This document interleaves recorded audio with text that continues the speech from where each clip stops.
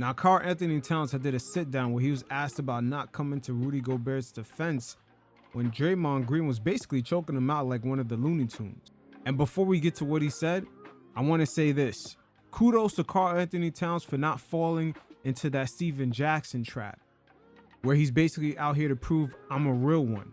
Because this exact scenario had happened in the past in the NBA, where the Indiana Pacers almost made the NBA Finals in 2004, where they finished the season with 61 wins and 21 losses, and got rid of their sixth man of the year, Al Harrington, for Steven Jackson. And in that following season, that was perhaps Reggie Miller's best opportunity to get an NBA championship, with the roster containing Ron Artest, Steven Jackson, Jamal Tinsley, and Jermaine O'Neal. And as we all know how it played out with the Palace and the Malice, that team basically ended up falling off after all those suspensions. But one thing is for certain, we never talk about the fallout for quote-unquote trying to be a real one. As Steven Jackson not only faced suspension for over a year, but he was fighting and crawling and even begging his way back into the league. And Karl Anthony Towns this season almost fell into that same scope, as the Minnesota Timberwolves have spent a lot of money on this roster, renewing the contracts of Jalen McDaniels, and not only previously taking on the contracts of Rudy Gobert and also Mike Conley. So this roster is pretty much stacked up. They got players that are playing much improved, and they're pretty much championship bound as long as they stay the course. But unlike the T-Wolves this season, the 2004 Pacers were left in ruins after having an all-time NBA player like Reggie Miller not being able to capitalize and get his chance for opportunity to become an NBA champion. And Captain Jack, aka Steven Jackson, was also reminded on his results of quote-unquote trying to be a real one by Isaiah Thomas when he checked him and reminded him that who did he call when he was begging to get back in the league. This is the type of shit that they never ever talk about. But yet they're gonna question Towns, oh, is he a real one? Why didn't he step up and choke Draymond out? But you guys can see for yourselves how Isaiah Thomas not only checked Steven Jackson, but how he was stumbling on his words, acting like he didn't know what he was talking about. I got a lot of stories that ain't got out. Oh, yeah, we know that. We know that. Jack, you should tell him the one about when you almost got ran out of this league. Where we're at? In Indy? And yeah, remember that call you made to me? And I called the commissioner up. Man, I forgot about that. Jack, you was out. I was done. You was done. You was done. I was done so many times, but y'all remember that. And you said I called you. You called I me got something from Al. Yeah. That's how I got in touch with you. And I called David Stern. I said, you can't do that to him. I was done. You was out. I remember that. You Zeke. was gone. That's how you got back in the league. I was done. You I remember that like yesterday. Yeah, you should tell that story. I actually forgot about that, but I remember it vividly now. Yeah. I remember because I was trying to call everybody that I figured would help me at that time. Yeah. And Al saved me. Al saved me. No, Isaiah saved. I mean, Isaiah saved me, but Al saved me. You know what I mean? Isaiah saved me, but Al connected me to you. Yeah. Yeah. And you got back out on the court. How many weeks after that? 3. Thank you. 3 weeks. I was in the midst of you were already suspended. He was gone. I was done. I was at home already. He wasn't suspended. Yeah. The wheels were greased and he was out. Huh? I think I called, Ghostbusters? Nah, I ain't called Ghostbusters. Donnie Wall, I remember Donnie Walsh, Zeke, and Mike Brown. That's the only people that went to war for me that I vividly remember. But the only one that got to David Stern's ear. Yeah. I went to that man's office. Can't do that to him. That's dope. That's not going to happen. I see me in it. Damn. My show was gone too, man. I'm talking about I was gone. No, I seen it. I was done.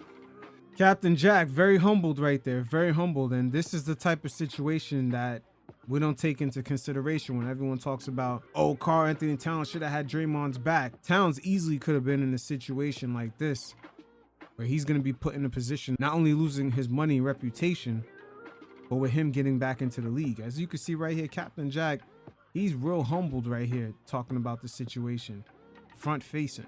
But every time he tells a story about the Malice in the Palace, he talks about it as if he's a real one for having Ron Artest's back. But he never talked about what happened behind the scenes. But as soon as someone like Isaiah Thomas brings up what had really happened behind the scenes, Captain Jack's humility completely shines through. This guy is completely humbled at this moment. He's even at a loss for words. So moving forward, Karl-Anthony Towns did a sit down where he kind of had to deal with some of these sentiments, where he was asked about, quote unquote, keeping it real about having his teammates back. You guys check it out, and every once in a while, I'll check in. Cat, can I be a little nosy? When you not nosy. Exactly. That's what I'm talking about. So, Cat, earlier this season, there was an incident where Draymond Green choked out one of your teammates during the game. Now, some people criticize you for not intervening, but the people they said you didn't intervene quick enough. And you know, this is where I get nosy. I wanted to know about the situation in your relationship with Rudy Gobert, and did you two ever even speak about the incident afterwards? And do you have any more insights to share with us that we don't know about? I love Rudy. Rudy's my dog. That's one of my really good friends. We talk all the time. It's funny enough, we're supposed to be playing Call of Duty right after this, so we'll play later. But we've never had a problem. I think if anything, me and Rudy's relationship has helped our team tremendously, and it's because we both just want to win. We've never had no problems, even after all of that. It's funny enough, me and him are laughing about it more than anything. But what they want to know, what took you so long to get over there?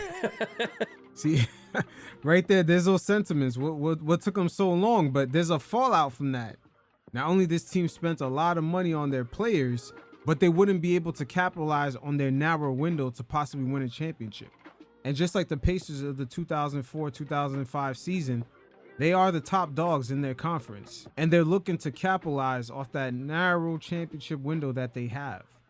Especially with that new CBA coming, things could get tricky for the T-Wolves after the 2026 season. That's what you mean took so long. What took you so long to get over there? Who's we? What do you mean took so long? You want to know? Even Paul George understands, man, ain't no gangsters in this league. There are rarely any gangsters on TV. There's no such thing. Yeah, I want to know because he almost got suplexed. I was wondering when somebody else big was gonna come over and help out. And don't do that, Dallas. But yeah, we want to know a little bit. It's like I don't know what people wanted me to do, but if it would have been 3 big old basketball players in a double Nelson, that would have looked crazy. Right. It would have looked crazy. You just got double Nelsons going on. And for the T-Wolves, it would have been looking even crazier had they fell off from the top of the Western Conference and ended up looking like the Golden State Warriors, dealing with Draymond Green and his multiple suspensions. You see the other side of the coin of those situations? When Draymond gets the sucker punch, he gets the choke out. But there is a negative side to that coin, and that's your team falling down the standings. That rarely gets talked about. What happened like that day what else happened after that situation once it was all said and done? Like what else happened like after the game behind anything else go down? No. I wish I could tell you there was something super good or you're very good at not answering this question. I wish I could tell you something cool, but honestly we laughed about it. It wasn't even anything like. Yeah.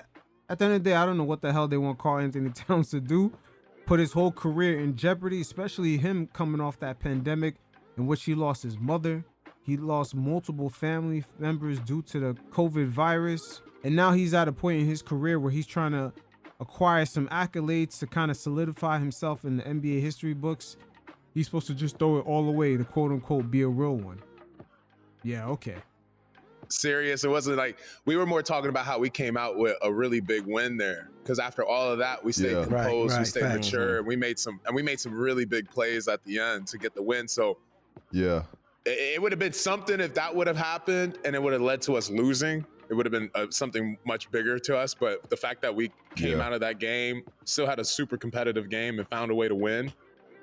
No one was really thinking about that. We like I said, our focus, we got a good laser focus and mentality this year and discipline where it's all about putting one in the left column. So we wasn't really thinking about that. After the game, we was laughing and everything. I thought you responded the way you should have, right? You regardless of people saying, oh, he could have punched or threw it, like, bro, that's not, like, at the end of the day, you're there to win a game, and you were there for your teammate. You had his back. You was trying to de-escalate the situation at the same time while not overly, doing something crazy to get you kicked out the game as well, right? Facts, and kicked out the league.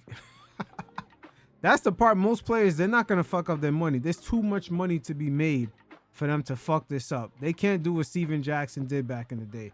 That is just idiotic. The league now has generational money. These guys are not going to be playing gangster on TV. Once again, there's cameras. They're at work. Everything is being recorded. There's no sense to making a fool of yourself. Right. So I thought you checked every box on that situation, and as a leader, finished the game out and got up out of there with a W. So come on. I had your back on that one. Bro. I appreciate love, it. You look at that.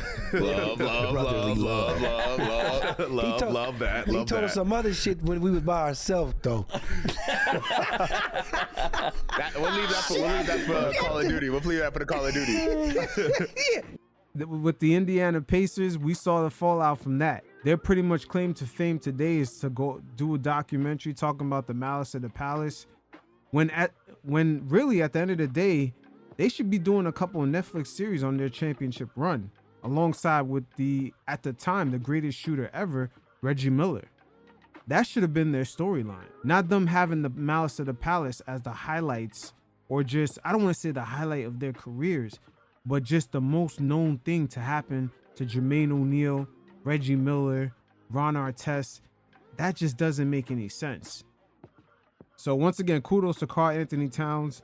The Minnesota Timberwolves, like he said, are laser focused because with the new owners that they have, they spent a lot of money. This team is going to be hitting the second apron for the next 2-3 seasons. So them being $17 million over the cap, they're going to have a very finite window to not only make the team better, but to stay healthy and compete for a championship. But you fellas definitely check out the mailbag below. Leave me any questions. I'll feature as a segment on the show. And until next time, you fellas stay safe. Peace.